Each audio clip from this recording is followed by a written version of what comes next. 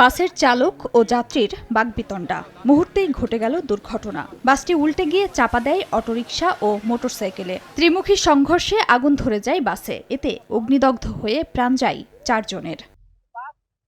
প্রত্যক্ষদর্শীরা জানান, বাসের যাত্রী ও চালকের মধ্যে কথা কাটাকাটি হয়। অন্য যাত্রীরা থামানোর চেষ্টা করেও ব্যর্থ হন। যাত্রীদের অভিযোগ, চালকের কারণেই ঘটেছে দুর্ঘটনা। শুক্রবার দুপুরে কুমিল্লার দাউদকান্দি উপজেলার বানিয়াপাড়া এলাকায় বাস, অটোরিকশা ও মোটরসাইকেলের ত্রিমুখী সংঘর্ষ হয়। ফায়ার সার্ভিস জানায়, বাসের নিচে চাপা পড়া মোটরসাইকেলের তেলের ট্যাঙ্ক থেকে আগুন ধরে যায়। এতে পুড়ে যায় পুরো বাস।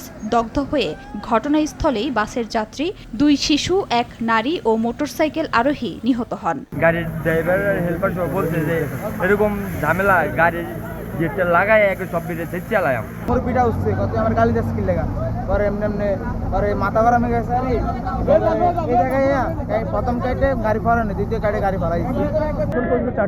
চারটা আমরা ডেড বডি পাইছি। তার মধ্যে দুজন শিশু, একজন মহিলা এবং একজন পুরুষ।